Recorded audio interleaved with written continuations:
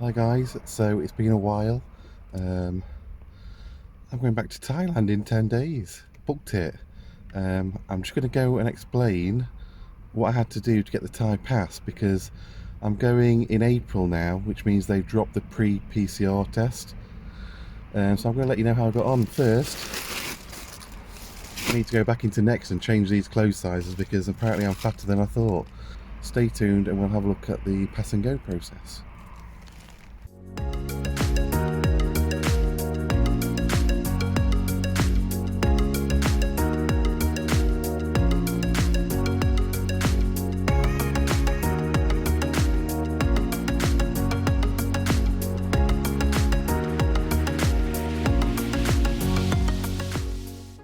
So hello everyone, welcome to the video. As I said in the intro, I'm going back to Thailand. I just thought I'd explain the Thailand pass and what I had to do to get it, in case anyone was wondering the process. So we're travelling in 10 days now. I applied 2.5 days ago and I did it for myself and my friend who's going with me. Now I made sure that I had most things already, so I'd already been on the NHS app, registered, and I had to download the vaccine certificate, which I did. That was a bit of a farce in itself. If you've not been on the NHS app before, you've got to stand there and take a photo saying some numbers, or a video taking some numbers, to confirm who you are, etc, etc. Anyway, I got all that. Got the file, sent it to my laptop. So that was the certificate. I've then booked my hotel with my friend who I'm staying with, and they're going to arrange the transport and the PCR test on day 1 and the lateral flow on day 5. So that came through and I've put that on my laptop ready to go. So that's 2 things I had ready. Also, we needed to sort our insurance out. Now, we looked at a few insurances and the prices were about the same, between £50 and £80, but we just went with the one that was recommended on the Thai embassy website. It was Access Sawadi, and it was 3,550 baht, which I think it equated to about £70, something like that. So we ordered that for the dates. Took about 3 minutes, really quick and easy, and the email came straight through with the certificate, so I put that certificate on the computer. And then lastly, we had our flight details, so all our flight details came through with who we booked with, and I put that on the laptop as well. Just a quick thing on the flights, I actually paid direct with Thai Airways. It was about £570, which is a lot more than I normally pay, but I thought under the circumstances, just fly Thai Airways, fly direct, there's no farce. I went back on yesterday to have a look at the price for the same flight. It's now gone up to £1,300, so wow, it looks like it might be full. So we paid nearly 600 and it's now 1,300, so I'm lucky we booked the flight when we did. Anyway, all of that is on my laptop. All of that is also on the laptop for my friend as well, because I'm going to do it for both of us. So I go on to the Thai embassy website. I'm trying to look everywhere for a pass link. I can't find one. I eventually find one right at the bottom and find out that that's if you want to use an agency, which is obviously not what we want to do. And then I found further up, scrolled a bit further up, and it's just this one little line that says if you want to do it yourself, click this link. So we clicked the link, went in straight to the pass and go page. So I thought I'd do my friend's first. We put my friend's details in. It asked for his name, his address, his passport number it asked for, flight details.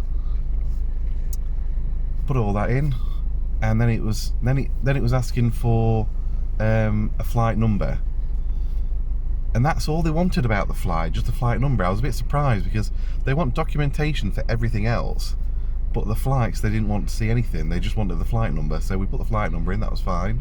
And then he asked for the hotel information, so we put in, I just you can just drag and drop it in if you want to. So I tried dragging and dropping it in, and the file was too big. Yeah, so that every file that you've got to drag and drop in is got to be a 5 megabyte limit, and all these files are bigger than 5 megabytes, which was a pain in the bum, to be honest with you. So we ended up actually, I had to open them all up, the files, and I tried resizing them, that didn't work. So we ended up snipping it. I don't know if you've seen it on your laptops. There's an app called Snippet, and it's like a screenshot, but you can just outline what you want, and that came to 4.5 megabytes on all of them. So luckily that worked, but it converted it into a JPEG from a PDF, and I wasn't sure if they could take a JPEG or not. So anyway, I just slid that over, drag and dropped it in. The hotel stuff was fine. It wanted a picture of the information page in your passport as well, which we had to take a photo of. We had to downgrade the camera as well because it was too big of a file. So again, we had to, resize things, which was a bit of a nightmare. So they just want the bottom half of the information page, the one with your picture on.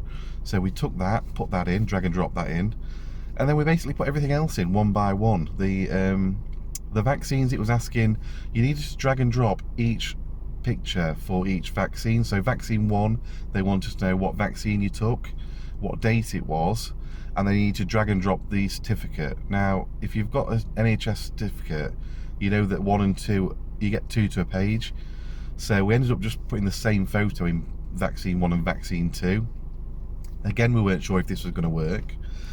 We got everything else in one by one like that. It took a while because we had to resize everything. It was a nightmare.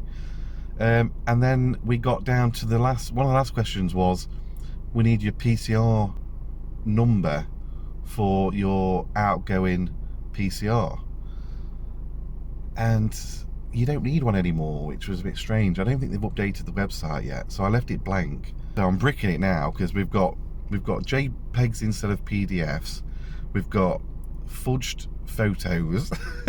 We've got missing PCR numbers, and we are 12 days at this point from going on holiday, which we left it way too late, by the way. So anyway,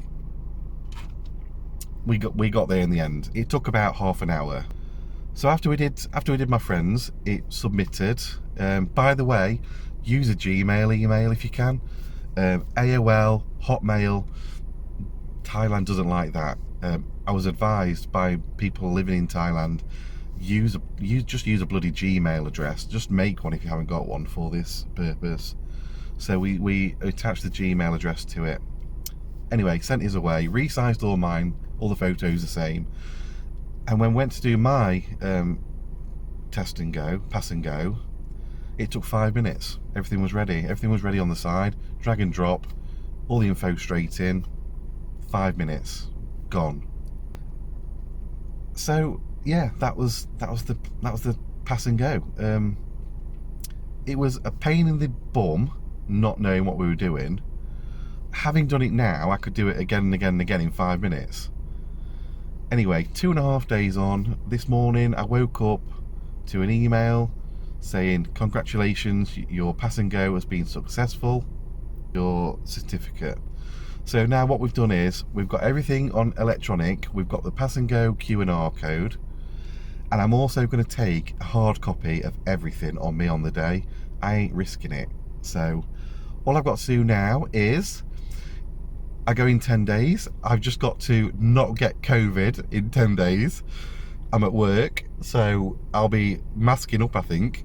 But I'm just super excited. I actually opened my passport to look in it. It's been nearly 4 years since I was in Thailand. 4 years, because I know not a lot of you was following the channel before. I haven't got a lot of followers now, but I've actually had the channel for about 6 years, and for 2 years I was making videos. And then I got to a point where, if you was watching the old videos, I was trying to move over there and live abroad, work and live abroad. And I was very close to doing it, but because of that, I had to sacrifice holidays for a couple of years.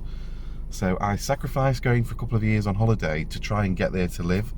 It fell through in the end, and then COVID hit. So yeah, it's been 4 years since I've been in Thailand, and you know, my channel has suffered for that, obviously.